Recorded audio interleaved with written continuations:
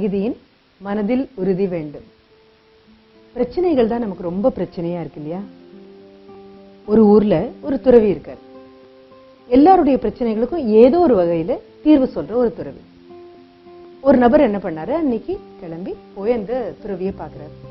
பார்த்து சொல்றாரு, எனக்கு பிரச்சனைகளே இல்லாத ஒரு வாழ்க்கையை அமைச்சு கொடுங்க, ஒரு பிரச்சனை எனக்கு வாழ்க்கையில இருக்கக்கூடாது. அவ்வளவுதானே, ரொம்ப சுலபம், அமைச்சிட்டா போச்சு அப்படிங்கிறாரு துறவி. வந்த அந்த நபருக்கு ரொம்ப ஆச்சரியம். துறவி என்ன சொல்றாரு, ஒரே ஒரு நிமிஷம் உங்க கையை திறந்து காமிங்க அப்படின்னு சொல்றாரு. வந்த நபர் கையை திறந்து காமிக்கிறாரு. துறவி ஒரு கை நிறைய ஒரு பிடி உப்பு எடுத்து அவர் கையில கொடுக்குறாரு. இந்த உப்பு அப்படியே வச்சுக்கோங்க, இப்ப நான் வரேன் அப்படின்ட்டு துறவி போறாரு. ஒரு சின்ன கிண்ணம், அது நிறைய தண்ணி, அந்த கிண்ணத்துல இந்த உப்பை போடுறாரு. போட்டதுக்கு அப்புறம் கலந்தாச்சு. கலந்ததுக்கு அப்புறம் வந்திருக்கக்கூடிய நபர்கிட்ட துறவி சொல்றாரு, எங்க இது குடியுங்களேன் பார்க்கலாம். அந்த நபர் வாயில அது ஒரு முடக்கு எடுத்து அடுத்த நிமிஷம் அப்படியே துப்பிடுறாரு. ஐயே, ரொம்ப கரிப்பா இருக்கு, சாப்பிடவே முடியல. அவ்வளவுதானே, சரி இந்தாங்க இன்னொரு கை உப்பு, இன்னொரு கை உப்பு கொடுக்குறாரு. இப்ப என் கூட வாங்க, ஒரு இடத்துக்கு கூட்டிட்டு போறேன். துறவி கூட்டிட்டு போறாரு. போனா பக்கத்துல இருக்கக்கூடிய மிக அழகான பெரிய ஒரு ஏரி. இந்த உப்பை இந்த ஏரி தண்ணியில போடுங்க. அந்த நபர் உப்பை ஏரி தண்ணியில போட்டாச்சு. ஏரி தண்ணியில போட்டதுக்கு அப்புறம் துறவி சொல்றாரு, எங்க இன்னும் ஒரு தடவை கூட நீங்க அந்த தண்ணி ஒரு முடக்கு எடுத்து குடிங்க பார்க்கலாம். ஒரு முடக்கு எடுத்து குடிக்கிறாரு. குடிக்க முடியுது, கரிப்பும் இல்ல, ஒண்ணும் இல்ல, நல்லா இருக்கு தண்ணி. இது எப்படி அப்படின்னு அந்த நபர் கேட்டோன்னு சிரிச்சுட்டே துறவி சொல்றாரு, இந்த ஒரு கை உப்பு மாதிரி தான் உங்க பிரச்சனைகள். அந்த சின்ன கிணத்துல இருந்த தண்ணி மாதிரி உங்க மன உறுதி. உங்களுடைய மன உறுதியை தான் நீங்க அதிகம் பண்ணணும். பிரச்சனைகளை நம்மளால ஒண்ணுமே பண்ண முடியாது. நான் முதல்ல கொடுத்ததும் ஒரு கை உப்பு தான். ஆனா உங்களுடைய துணிச்சல், உங்களுடைய மன உறுதி, இதெல்லாமே அந்த சின்ன கிண்ணத்துல இருந்த ஒரு கை அளவு தண்ணி மாதிரி இருந்தது. அதுல இந்த பிரச்சனைகளை போட்ட உடனே ஒரே கரிப்பு உங்களால தாங்க முடியும். ஆனா அதே சமயம் இதே கை உப்பு எடுத்துட்டு எங்க போனோம், நாம ஒரு பெரிய ஏரிக்கு போனோம். அந்த ஏரியில இருக்க அவ்வளோ பெரிய தண்ணியில இந்த உப்பை போட்டோம். போட்ட அடுத்த நிமிஷம் உப்பு கரைஞ்சு போயிடுச்சு. தண்ணி எடுத்து குடிச்சோம், இன்னும் தண்ணி திதிப்பா தான் இருக்கு. நம்மளால பிரச்சனைகளை எதுவுமே செய்ய முடியாது. அதற்கு பதிலா இன்னொன்னு செய்யலாம். என்ன? நம்ம மனதில் இருக்கக்கூடிய உறுதியினுடைய ஆழத்தையும் அகலத்தையும் கொஞ்சம் கூட பெரிது பண்ணினோம் அப்படின்னா வந்திருக்கிற இந்த உப்பு மாதிரி இந்த பிரச்சனைகள் காணாம போயிடும்.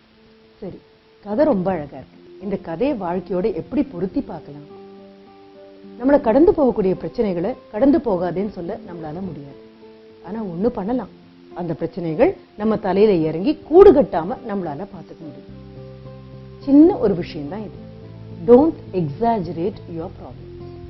பிரச்சனைகளை பெரிய பூத கண்ணாடியை கையில வச்சுக்கிட்டு மிகைப்படுத்தி பார்க்காம, பிரச்சனைகளுக்கு பின்னால இருக்கக்கூடிய உங்களுடைய அனுபவத்தையும் உங்களுடைய மன உறுதியையும் உங்களுடைய தளராத தன்மையையும் பக்கத்துல அடுத்து இருக்கக்கூடிய நட்புகள் உங்களுக்கு கொடுக்கக்கூடிய பலத்தையும் பின்புலமாக வச்சுட்டு இந்த ஒரு கை உப்பு மாதிரி இருக்கக்கூடிய பிரச்சனையை அதுல பொருத்தி பார்த்தீங்க அப்படின்னா தீர்க்கிறது எவ்வளவு சுலபம் அப்படின்னு உங்களுக்கு புரிய வரும். இதற்காகத்தான் பெண்களுக்கு கல்வி அப்படின்னு ஒண்ணு கொடுக்கணும். சாதாரண விஷயம் இல்லை இந்த கல்வி. வகுப்புக்கு போறோம், புத்தகங்களை படிக்கிறோம், தேர்வு எழுதுறோம், மதிப்பெண்கள் வாங்குறோம், பட்டங்கள் வாங்குறோம். இது அல்ல நாம நினைக்கக்கூடிய கல்வி. இது சாதாரண படிப்பறிவு. சொல்ல போனா நம்ம ஊர்ல எல்லாம் சொல்லுவாங்க, வெறும் ஏட்டுச்சுரைக்காய் அப்படின்னு. இது கண்டிப்பாக கறிக்கு உதவாது. இது என்ன பண்ணணும், நம்ம வாழ்க்கையோட பொருத்தி பார்க்கணும். அப்ப பாடங்களை படிக்கக்கூடிய அந்த சின்ன சின்ன விஷயங்கள் எல்லாம் உங்களுக்கு என்ன தருது அப்படின்னு பாருங்க. ஒரு காலத்துல பெண்களுக்கு கல்வி நிராகரிக்கப்பட்டிருந்தது. அடிப்பூதும் பெண்ணுக்கு படிப்பதற்கு அப்படின்னு கேட்ட நபர்கள் இருக்காங்க. இப்போ அடுப்புகள் இல்ல, ஊத, ஆனா படிப்பு கண்டிப்பாக இருக்கு. கொண்டு போய் ஒரு சின்ன குழந்தைய 1ஆம் வகுப்புல சேர்க்கிறீங்க. 5ஆம் வகுப்பு வரும்பொழுது அது படித்திருக்கக்கூடிய பாடங்கள் கொஞ்சம் அதிகம். 5ஆம் வகுப்பு வரும்பொழுது ஒரு 10 வயது பெண் குழந்தை எப்படி ஒரு பிரச்சனையை தீர்க்குமோ அப்படி உங்க குழந்தைக்கு பக்குவம் வந்திருக்கும்.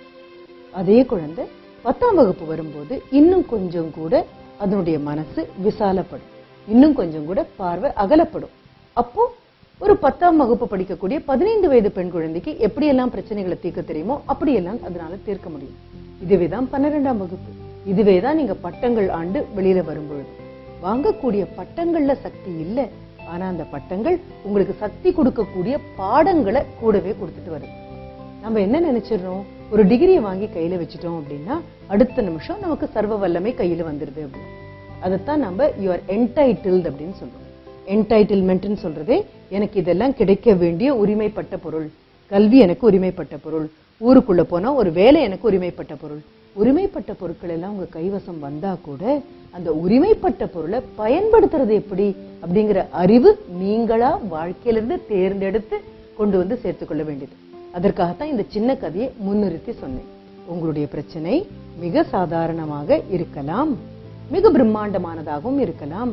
பிரச்சனைகளை உங்களால எதுவுமே பண்ண முடியாது. அது வருதும் போகும். அதை கட்டுப்படுத்த உங்ககிட்ட எந்த விதமான ஒரு திறனும் கிடையாது. ஆனா இன்னொன்னு இப்ப நம்மளால பண்ண முடியும். பிரச்சனைய இன்னும் பெரிய பின்புலத்துல வச்சு பார்க்கும்போது, ஒரு பெரிய ஏரியில இருக்கக்கூடிய தண்ணியில கரைஞ்ச ஒரு கை உப்பு மாதிரி பார்க்கும் பொழுது பிரச்சனைகள் ஒன்றுமே இல்லாம நீர்த்து போகும். ஆக புரிந்து கொள்ள வேண்டியது ஒன்றுதான். இருக்கக்கூடிய மனம் ஒன்றே ஒன்று, பார்க்கடல் மாதிரி. அதை கடைஞ்சு அதுல இருந்து துணிச்சல் வந்தா துணிச்சல் வந்தது, அதுல இருந்து பலவீனமும் பயமும் வந்ததுன்னா பலமும் பலவீனமும் தான் வரும். ஒரே பார்க்கடல்ல இருந்துதான் அமிர்தமும் வருது, ஆலகால விஷமும் வருது. மீண்டும் அடுத்த தடவை பார்க்கலாமா? நன்றி, வணக்கம்.